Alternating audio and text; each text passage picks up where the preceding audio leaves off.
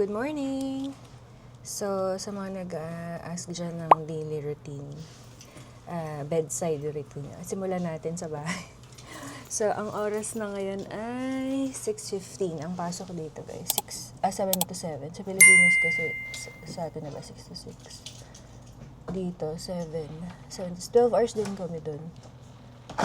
So, hindi naman kami required dumating ng earlier. Hindi na kasi dito. Sa Pilipinas, dun sa hospital na pinanggalingan ko, mag-check ka pa ng, ano tawag dyan, supply. Dito wala. Maganda yung ano dito guys, yung kuhaan ng ano nila, supply. Kasi enter mo lang yung account number mo.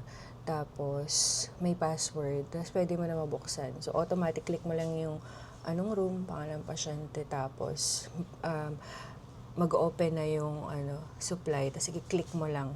Automatic. Di mo na kailangan. So, nila, na-account nila lahat ng mga ginagamit mo through that, Pixis. Pixis ba? Or Omnicell. Ay, limutan ko na. Mamaya, lagay na lang namin dito.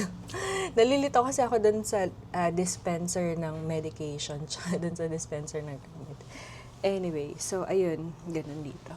So, medyo bilisan na natin kasi baka hindi naman ako nalilate. Mabilis lang yung biyahe dito pag sinabi ng Waze na gantong minutes. Ganun talaga kasi kasama sa computation nila yung flow ng traffic. So, nakakalculate din nila. Kaya pagka sinabi nilang gantong minutes, so sa amin usually 15 to 17 minutes mula dito. Ang ngayon, Tuesday, kahit maraming sasakyan, hindi masyado nagta-traffic dito. Ewan ko lang pagka talagang mga 8, usually pag 8, mga 8 or 5, yan talaga. Medyo ano lang naman, hindi naman sobrang traffic kagaya sa atin na malala. Dito, may pagbabagal pero hindi ganun kabagal. Anyway, so ayan, ready na tayo. So, kunin ko na lang yung baon ko. Tapos, baba na ako. Ito pala guys, nagbabaon ako. Yan, yung asawa ko ni-ready niya na. So, ganun lang naman, tulungan. Coffee ko, syempre hindi yan mawawala. Nagbabaon ako kasi hindi ko bet yung mga pagkain doon. Tsaka medyo parang namamahalan ako. Ayan, mga dinala niya. Langka. Tapos yung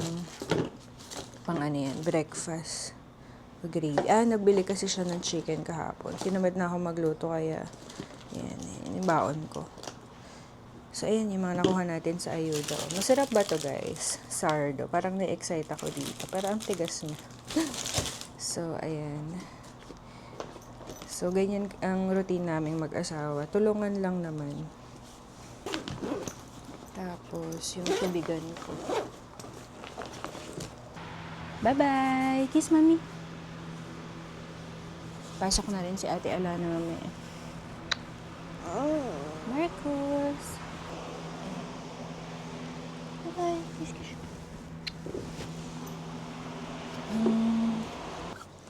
Sa akin personally, maganda tong Apple Watch kasi ito pag after ng duty, hinuhugasan ko to. Tapos papatuyuin mo lang, 'di ba? Hindi siya nababasa to guys. Ginagamit ko nga to pag nagsiswimming eh. Hindi naman siya so far, di man siya nasisira. Ewan ko kung anong series to, regalo lang din to ng asawa ko eh. Pero maganda siya para sa akin mas maganda siya pang duty kasi sa atin kasi 'di ba kailangan ng minute hand. Pero sa work hindi naman dito sa US, okay lang kahit anong watch ang gamitin mo. Pero dito guys, nag-a-assess talaga. So yung mga stethoscope niyo magagamit niyo talaga 'yan. Gamit na gamit 'yan dito. Bedside ako guys, nag-work. So gamit na gamit yung assessment, talagang mag-assess ka talaga kasi sa charting kasama yung assessment, head to toe, like, yung sa Perla, yan, may pen light din ako.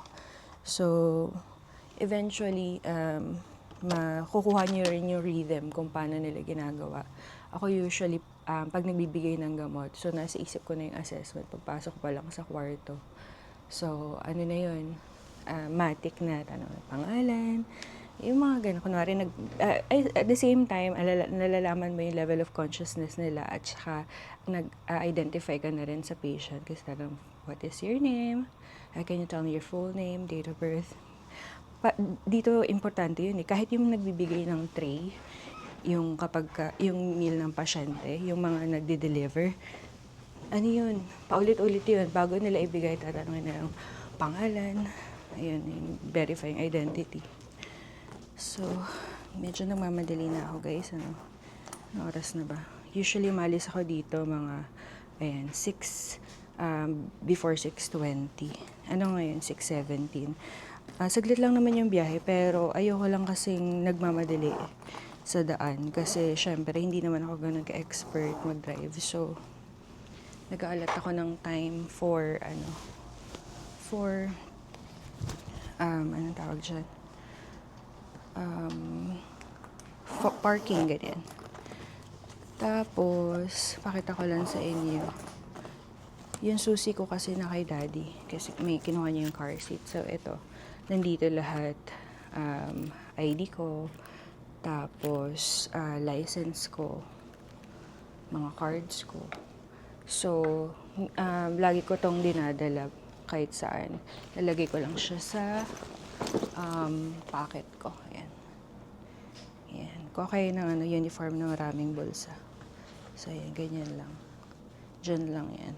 So, kahit nasan ako, make sure ko na bago ako umalis, dala ko yung mga mga paraphernalias.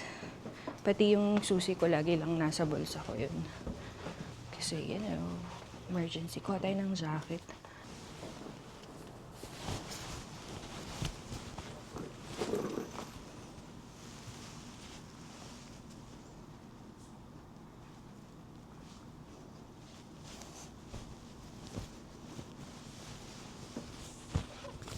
Outfit check.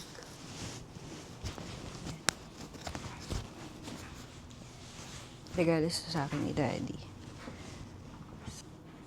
This na ako. Bye.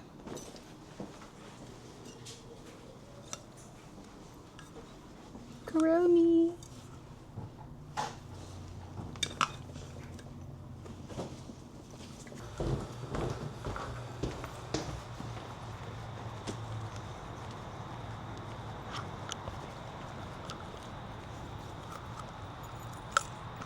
Morning! Kumakita yung salamin ko, guys. So, lagi akong, nung umalis kami, nagpagawa ako ng 5 pair ng salamin. So, nag-iiwan ako lagi dito sa sasakyan ng isa. Just in case na makalimutan ko. So, isa yung ginagamit ko. So, ito, pag emergency. Kagaya ngayon, hindi ko makita yung salamin ko sa ako nailagay. So, ayan. Kasi medyo hirap ako makakita, guys. Pagka, malayo. So, ayan. Na, 6:23. Ayan. Makarating pa rin naman tayo doon on time. Lagi ako, guys, kahit alam ko na yung daan, lagi ko pa rin siyang sinesearch sa maps. Kasi sa maps nakikita doon yung yung kung may police, mga ganyan. Dito kasi, guys, kapag main road, kahit ang tawag dyan, kahit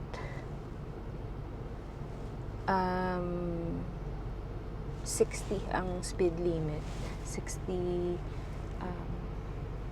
miles per hour. Tanungin natin si Daddy. Diba pag sa main road, kahit ang limit ay 60 miles per hour, pa rin, depende pa rin sa flow ng traffic. Magbe-base ka sa flow ng traffic. Dito lang maluwag sa South Carolina. Ay, pero dito sa lang ibang pala. state hindi. Minsan kasi tumatakbo ko na, hindi ko na sasabihin kasi, but yun. Pero kasi sumusunod ako pag masyado ko kasi ding mabagal, parang nagkakos din yan ng traffic. So, yeah. Basta sumusunod ako sa flow ng traffic. So, hindi rin ako nagbabagal. So, ayan. Alis na tayo. So, kaya sinusearch ko pa rin para nakikita ko kung anong condition ng road. Kasi makikita mo kung may mga nakaharang sa daan, may mga object on the road, kung may pag-traffic or may construction. So, wala lang. Nice to know.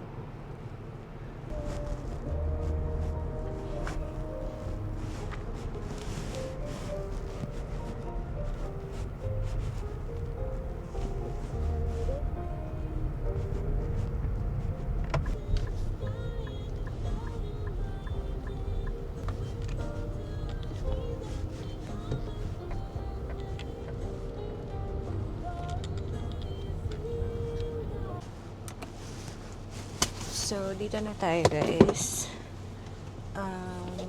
6:43. So, may konting minutes pa tayo. Siguro mga lakaran papunta ng mga 4 to 5 minutes. So, importante yung badge dito. Yung ID kasi yan, yung mga door dito, mabubuksan mo siya through your badge. Pinapakita yung badge ko. So, ayun nga nun. Dito kasi guys, may pit yung yung HIPAA, yung sa privacy. So, I don't think makakapag-video ako dun sa loob, no? So, mamaya na lang pagka uwi natin. Pero, share ko lang din siguro sa inyo mamaya. Siguro pag uwi ko. Kung ano yung mga ginagawa namin. Araw-araw. Ganyan. So, ang usual ratio namin dito is nasa bedside ako. So, dito sa South Carolina, hanggang 6. So, hindi na kami lumalagpas dyan. So, nung last duty ko, nung isang araw, nung Sunday, meron na 6 yung pasyente namin kasi usually pag weekends, kulang kami. Pero, usually talaga hanggang 5 lang. So, minsan, may kami, sa 25 yung capacity ng namin, ng unit namin. Tapos, ang nag-duty sa amin ng mga nurses, 5, ganyan, or minsan pagka wala 4, kaya pagka kulang kami, ganyan. Tapos minsan naman labis. So, yung kung 5, pagka 4 lang, yung charge nurse nag-take siya ng pasyente. Ngayon, usually talaga ang charge nurse, wala siyang pasyente.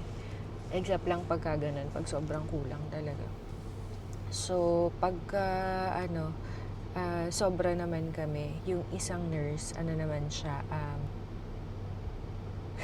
kalimutan ko na. Task. Ayun, naalala ko na. Task nurse. So, ang ginagawa ng task nurse, siya ang tagatulong doon sa mga, sa tagakuha ng blood sugar, admission, discharges, ganyan. So, mga help, tagasagot ng call light, ganyan. May secretary naman. Yung secretary sa sa station, doon siya nakapwesto sa sa station.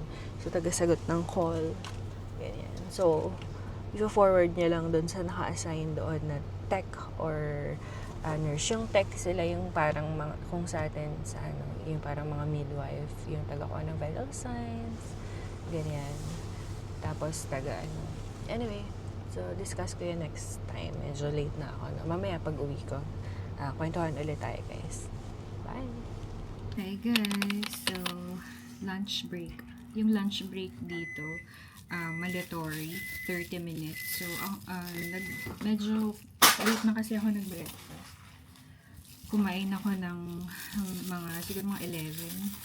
So, medyo busog pa ako. Kaya ngayon na lang ulit ako nag-break na yung breakfast, depende yun, hindi siya mandatory. So, depende kung may time ka, pwede kang kumain ng mabilisan. Pero itong lunch break, mandatory siya na 30 minutes uninterrupted. So, yung mga pasyente namin, habilin mo dun sa kapalitan mo. So, ito ang pagkain natin, chicken, yung tinake out ni daddy kahapon kasi hindi ako nakapagluto. Tapos, yung iba kong baon, pinamigay ko dun sa kasama ko, pinatikim ko sa kanilang langka. So, ayun, today, ang pasyente ko is 5. So, ganoon naman yung usual talaga namin pasyente. Kami sa floor ngayon. 25 yung patient namin. May mga umuwi na ata eh. So, nabawasan na. Pero mabilis kasi dito ang turnover. So, mamaya may admission na rin yun siguro. Pag sinswerte, minsan walang dumarating. So, ganyan. So, lahat kami, total of 5 nurses kami. Tapos, isang charge. Yung charge hindi yung naghahawak ng pasyente. Tapos, yung nurse manager namin, hindi rin naghahawak yun ng pasyente. At saka isang assistant manager. So, hindi rin yung naghahawak ng pasyente. Pero kasi yung unit namin is oncology unit. So, may mga pasyente kami nagkikimo. So, ayun, siya ang nagti-take over. Pero lahat kami, since nasa oncology unit kami, may mga trainings kami sa oncology. Oh, yun.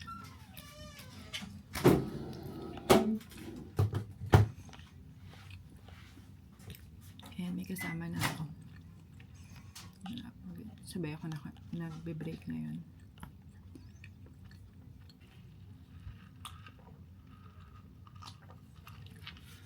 So, pasensya na kayo. Sasabayan ko na yung kwento ko sa pagkain. So, ayun nga.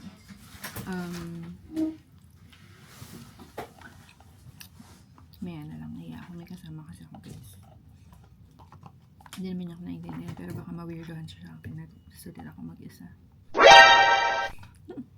Serious. Guys, so, ayan.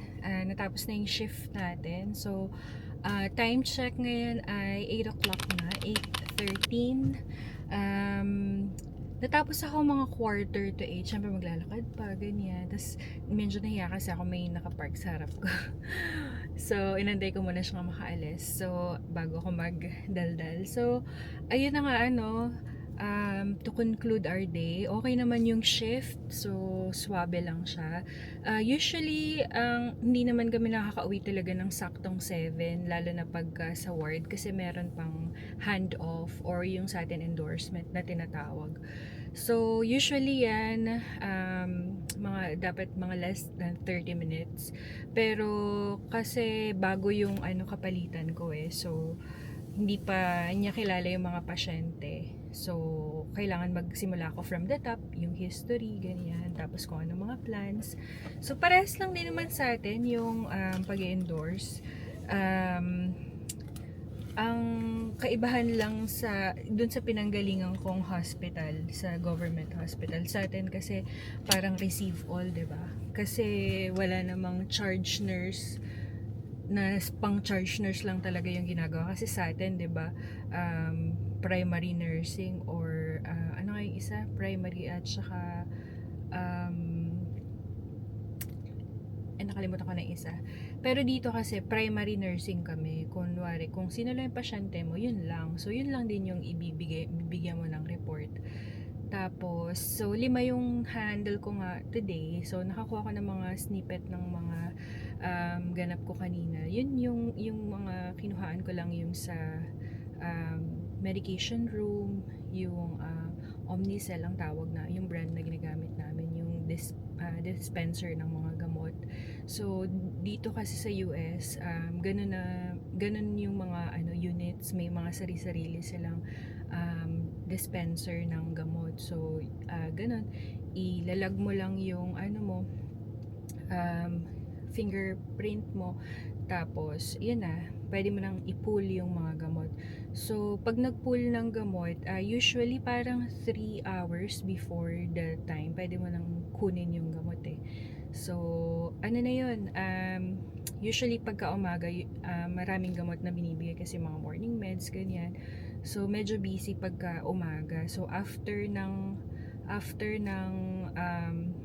hand-off or yung palitan ninyo, yun na, bigay na ng meds. Tapos, after nun, sabay mo na sa pagbibigay mo yung pag-assess mo, ganyan. Tapos, yung mga, the usual, lahat ng gagawin mo is nakalagay dun sa computer, nasa brain siya. So, hihit mo lang dun kung nagawa mo na siya, ganyan. Tapos, yung mga meds, automatic na siyang, lumalabas kung anong time mo dapat siya ibigay. So, yung mga gamot dito, pwede mo siyang ibigay ng 1 hour before or 1 hour after.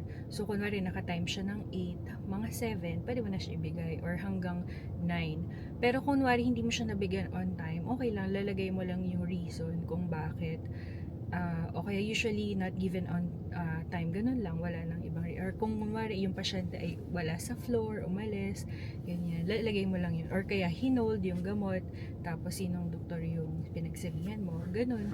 So ayun nga yung ginagamit namin. So may konting video ako doon nung computer wheels on ano nga bang tawag doon? Cow yung tawag nila dito computer on wheels. Yun yung tawag nila kasi kada isang nurse may sari-sariling computer. So bitbit mo yun pagpasok sa room ng pasyente. So may scanner na rin yun, yung parang sa grocery na ini-scan. So scan mo. So talagang parang nililimit niya talaga na mag-error ka kasi maliban sa i-identify mo yung pasyente, tatanong mo yung pangalan, ganyan. Sa scanner, so may mga badge yung mga pasyente, scan mo lang. Tapos yung gamot, scan mo rin. Kung mali yung gamot na yon, sasabihin niya na mali yung gamot na scan mo, or kung kunwari hindi pa time, hindi ka rin niya i-allow na ibigay yung gamot. So ayan, so maganda yung mga ganun, no? Kasi talagang very very slim ang chance na magkamali ka sa pagbibigay ng meds kasi nga naka-computer lahat. So ayun, so swabe naman dahil nasa Jeria pala ako. Nagte-turn kami dito. So dito sa US, guys, very strict kapag sinabi mong turn every 2 hours talaga. Tapos namomonitor nila yun at the end of the shift. Pag nagkakaroon ng huddle, yung tawag dun sa amin yung huddle, parang sakto yun lagi. 7 o'clock ng umaga at saka 7 o'clock ng gabi. Saktong 7 o'clock. Di pwedeng mali, ganyan. Ano siya, parang mabilis lang yun sa mga ilang minutes, mga 5 or basta less than 10 minutes na i-discuss lang reminder or anong bago sa unit, mga ganun. Usually yung nagbibigay ng huddle, it's either yung charge o kaya yung unit manager or yung assistant manager. So depende kung sino yung available. So yung mga reminders, the usual skin check. So pag hand off, nag-skin check kami. So, di ba ito turn mo yung pasyente? Ang tina-turn dito sa amin, guys, yung mga, alam yung Braden score, pag mababa siya ng 19 or 19 and below. So, pagka tina-turn, so ayun na, kasama na yung assessment mo doon. So, pag tinurn na namin yung pasyente, sabay tingin mo na ng skin niya, kung okay ba, kasi dito very mahigpit sila pagkadating sa sa bed sore kasi hindi yan kino-cover ng insurance, pati sa infection control. Kapag ka yung mga hospital acquired na mga infection yan, hindi yan kino-cover, kaya sobrang mahigpit sila pagdating sa hand hygiene. So lahat ng rooms talaga may gloves, may pang disinfect, tapos ano pa ba, basta tapos lagi yun, mag hand hygiene ka bago ka pumasok sa pasyente. Tapos pagka lumabas, lalo na pagka may mga contact precaution, ay may mga precaution, kunwari contact, ganyan. Tapos pag COVID, dun sa labas ng room may mga actually marami kaming cases ng COVID ngayon. So ayan, ewan ko kung same din dyan sa Pilipinas, pero dumadami ngayon ulit yung mga cases. Pero hindi naman siya malalala. Doon sa amin kasi hindi naman kami ICU. Dito, guys, hindi kagaya sa Pilipinas, no, pag tumaas yung acuity ng pasyente.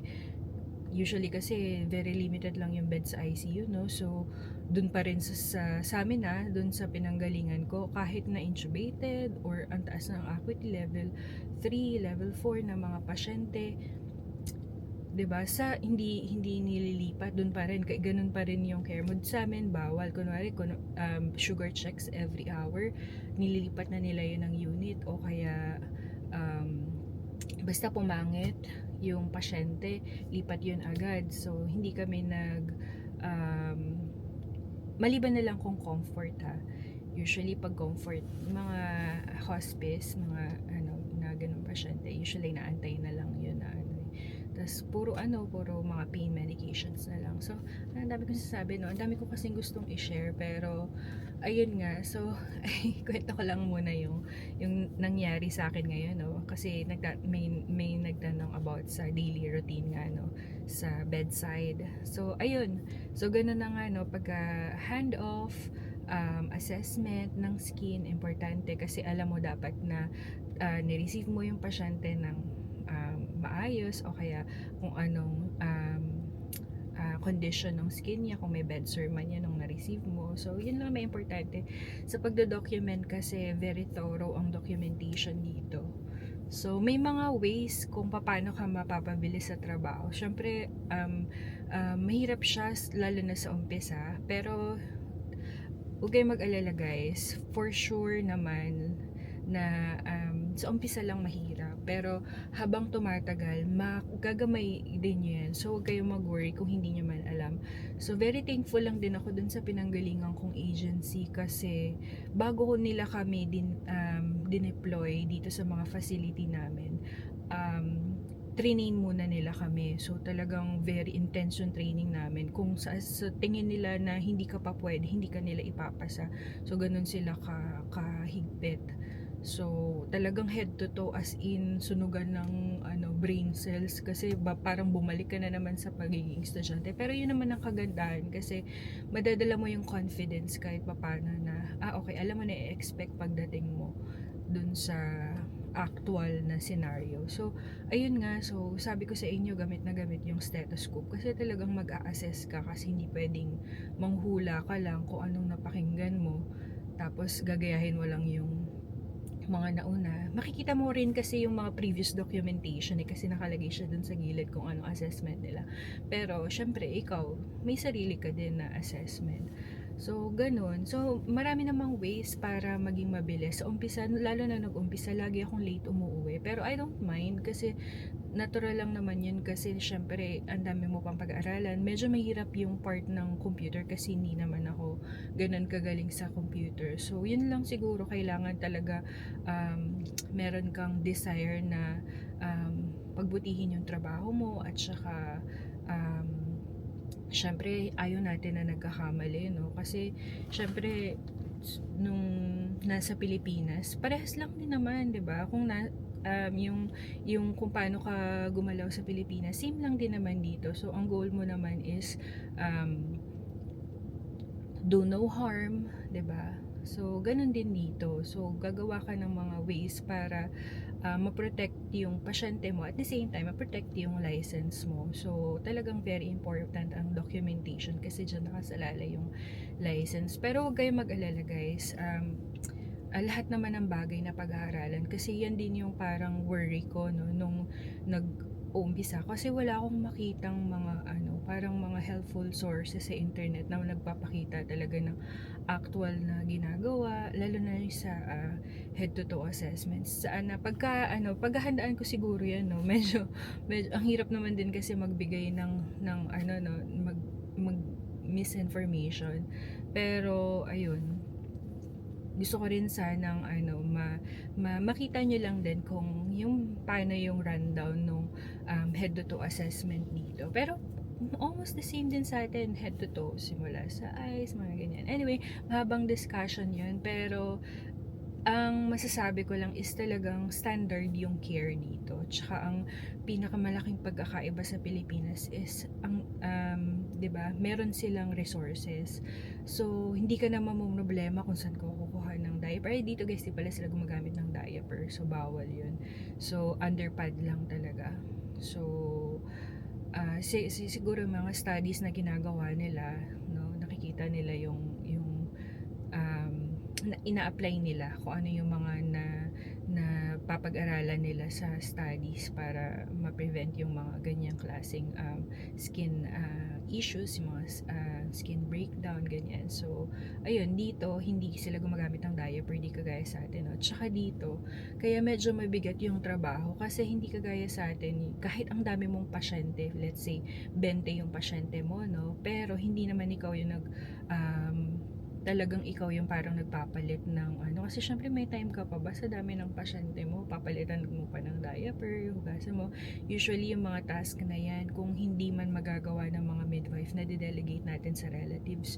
Dito kasi guys, hindi. Kahit may mga bantay yung mga pasyente, hindi sila, hindi mo sila pwedeng utusan na ganyan. Maliban na lang, may mga ibang bantay na talagang nagkukusa na sasabihin nila, ay napalitan ko na ganyan, ganyan. Pero hindi ini-discourage kasi dito yun. Parang, syempre, trabaho mo yan, 'di ba? Kaya nga 5 lang yung pasyente mo kasi yun yung focus mo. So kahit sabihin mong 5, hindi pa rin madali kasi ikaw lahat, as in ikaw ang magpapainom ng gamot, make sure hindi ka pwedeng lumabas ng kwarto na hindi niya naiinom, o kaya kung ayaw niya, edi document mo na refuse, ganyan. Pero syempre gagawa ka ng paraan kung para mapainom mo pa rin, 'di ba? Kasi yun naman yung goal, para gumaling sila. So, ayun, yun yung usual na ginagawa dito. So, ikaw talaga lahat pag-turn, kasi kaya niyan, Jerry, ako talaga importante turning sa amin. Tapos, ano pa ba? Medication. Tapos yun, madali na halos lahat kasi kikita mo na dun sa yung computer, guys. Napakalaking tulong nun. Kasi kagaya sa atin, no, ang dami nating sinusulat, kailangan mabilis ka magsulat, mabilis yung ano mo. Dito kasi, mababasa mo na siya. Yung hand off, actually, pwede mo siyang i-print. So, kung ano lang yung details na gusto mong mapasama about dun sa condition ng pasyente, history niya, anong diet niya, anong code status niya. So, lahat yun, guys, di mo na kailangan isulat isa-isa kasi pwede na siyang i-print. So, pwedeng, kunwari, nabibigay ng report yung kasama mo.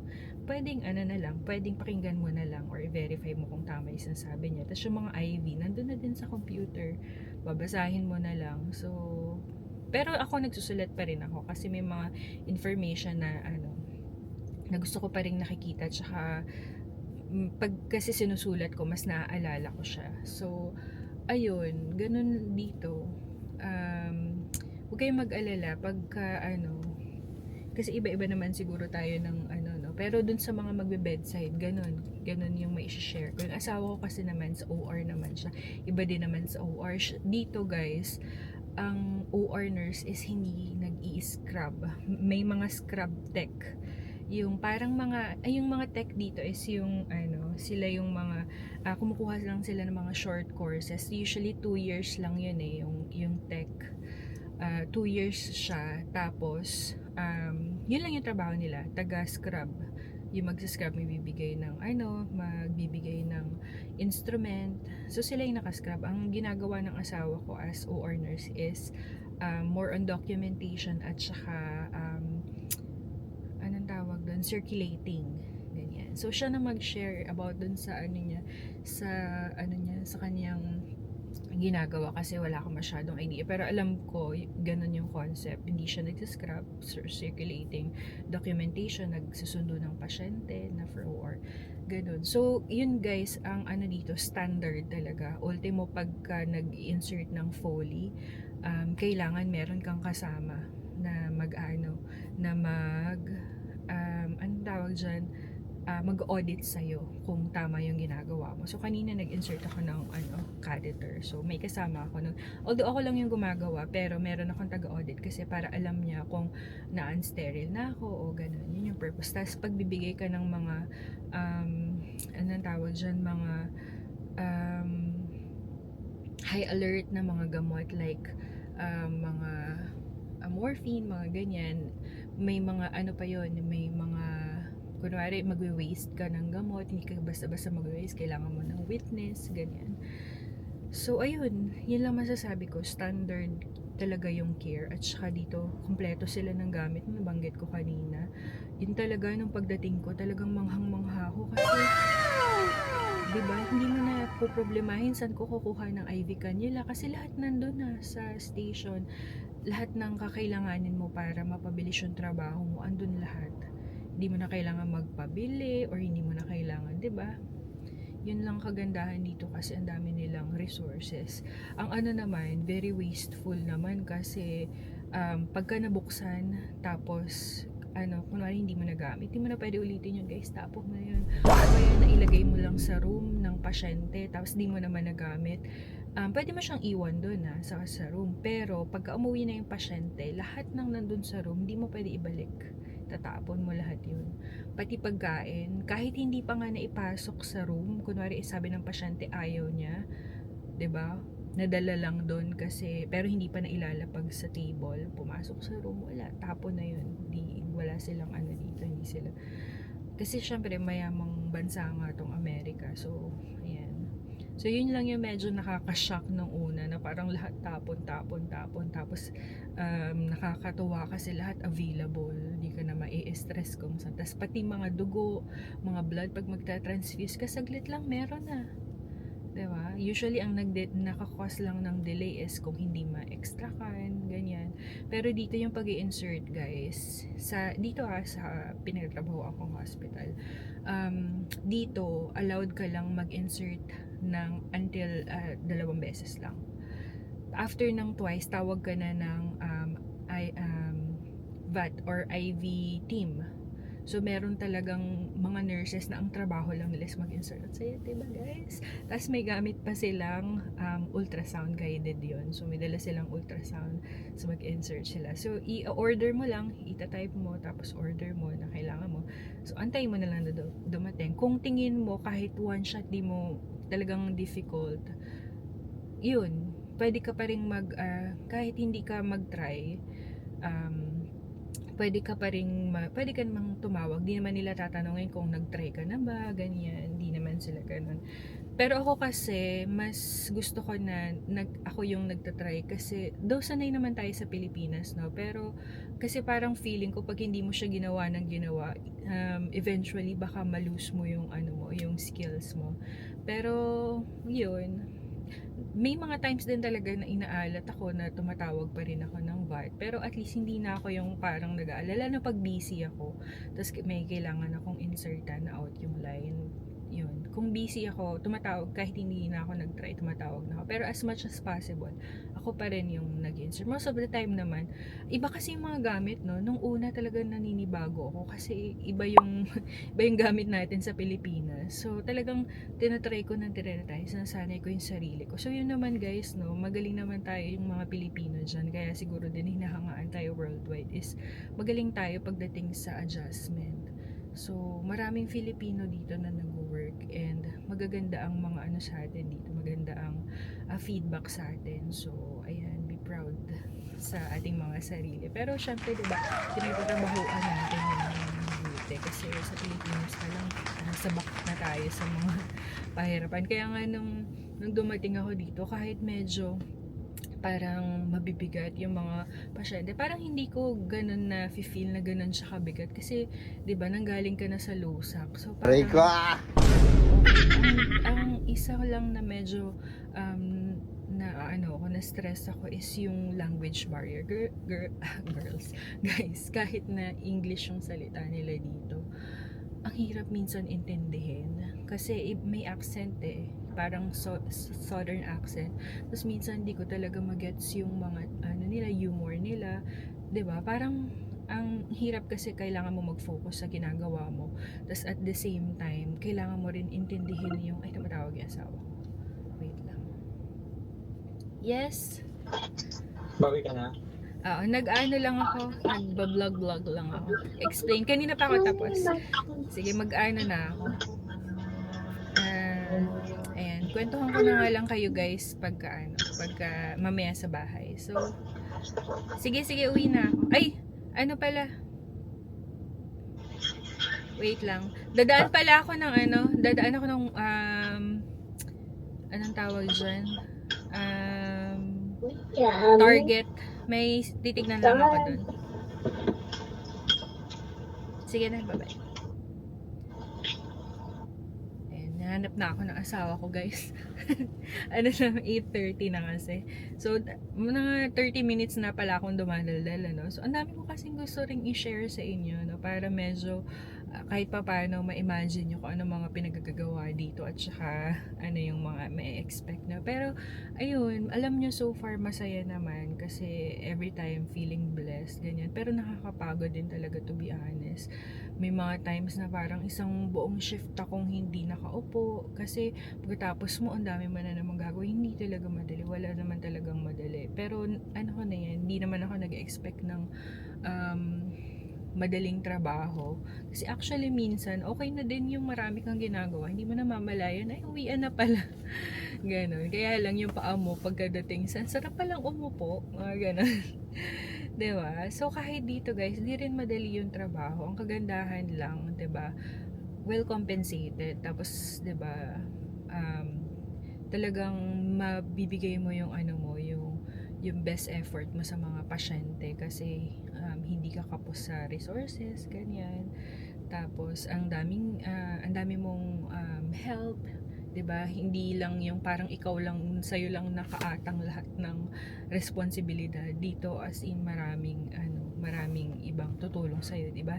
Hindi na ikaw sa Pilipinas kasi tayo pa rin ang mag-extract, 'di ba? Tayo mag-insert, tayo mag-extract, tayo na yung therapist. Dito may sarili silang PT, may nag-ambulate sa kanila ng mga physical therapists. Tapos may taga-kuha ng may taga-extract ng dugo.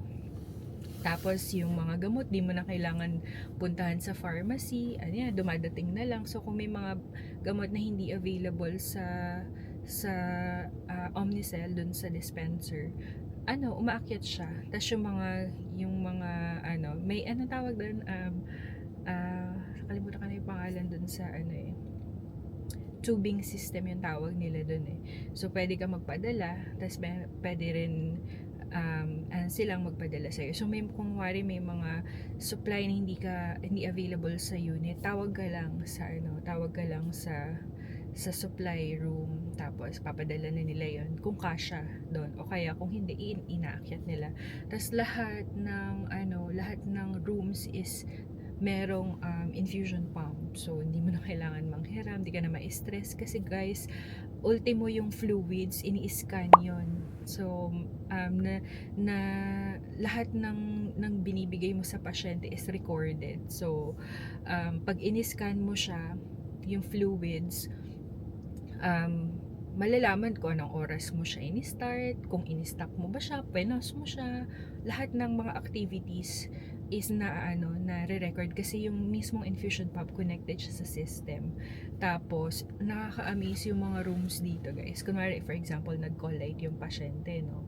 Tapos, yung call light na yun, magre-ring yun dun sa station. So, may secretary, taga-sagot ng phone. So, kagaya ng nasabi ko kanina, no? Kanina may secretary kami, may charge nurse kami, tas 5 kaming nurse, tapos may 3 kaming tech. So, yung mga tech, sila yung matagupa ng vital signs, tagapaligo, as in pinapaliguan yung mga pasyente dito everyday. Kung gusto nila. Pero yung iba, yung mga hindi kayang paliguan yung sarili nila. So, ayun. So, kompleto no ng mga tao. So, magre-ring, sasagutin, tatanungin anong kailangan. So, kunwari, kung medication concern, so, itatawag. Lahat kami may iniisip ko kung nila ko yung phone. Lahat kami may cellphone. Pag nag-start yung chef, binibigay sa amin, yun yung number na tatawagan kung kami yung kailangan. So, kung kailangan, tatawag yung secretary sa amin, yung pasyente mo, kailangan niya ng ganito, kunwari pain meds, yan. Tapos, or kunwari, makikita mo sa labas ng room nag-call light. Tapos may indicator doon kung anong kailangan niya. Hindi naman lahat ng bagay. Ang meron lang ata is parang kung nasa restroom, makikita mo doon. Or basta, anyway, ang hirap i-explain. Kasi bago lang din yung system na yun. Pero, in-install lang siya sa amin lately. Pero, kunwari, nag-answer ka sa call, pumasok si nurse sa room, automatic magka-cancel yung call button kasi na-sense niya na meron nang nag-respond na nurse. Paano nalalaman na may pumunta na? Yung mga badge namin guys, may ganito siya. Ayan. Ito, pakita ko sa inyo. Ayan. Ang company is Centra. So, alam nung system na may na-attend na yung pasyente, so automatic siyang mag-cut. So, di ba, ang galing. Tapos, meron pa rin kami ganito. Pag naman emergency, kailangan mo, basta within the vicinity ka ng hospital, pindutin mo lang to. So, dadating na yung security, di ba? Ang swabe, di ba? So, nakakatawa. So, na-amaze ako sa mga technology dito. Kaya, Sana all. guys, excited na ba kayo? I-push nyo na yung yung nursing nyo kasi 'di ba? Nakakatawa, yung masarap sa feeling na 'di ba, hindi ka na mamroblema sa mga bagay-bagay. Actually dito 'di ba nga usually talaga nakaka-uwi on time. Pero kung man mag-overtime ka, bayad naman 'yan, guys. Tapos yung iba may mga days na nagsistay ako kasi gumagawa akong module kasi may mga may mga parang training na online na pwede mo naman siyang gawin sa bahay. Sasabihin mo lang kailang oras mo ginawa, natapos, ganyan. Or i-add mo lang siya dun sa time mo. So, ikaw nang bahala. Pero usually ako kasi minsan dito ko gumagawa kasi hindi ako makagawa sa bahay kasi gawa ng may mga maliliit akong bata na ang kukulit. Hindi ako makapag-focus. So, pero mamaya, try kong makagawa ng module mamaya pag uwi ko. Kasi baka tulog naman na yung mga bata that time. Kaya lang, gigising pa tayo ng maaga. So, hindi na siguro ako magpupuyat ng sobra. So, yun lang yung mga ganyan small things lang na nakakapagpa-inspired sa atin. Dami ko nang sinabi, guys. 30 minutes na pala ako nagdadaldal dito. So, ayun lang. Salamat sa pagsama. So, ang daming kong pang gusto sanang i-share. Pero, hanggang dito na lang muna, guys. So, kung meron pa kayong ibang gustong malaman or kung may na-miss man ako, remind nyo lang ako. So, yan. May mga ibang re-request din eh. So, next time.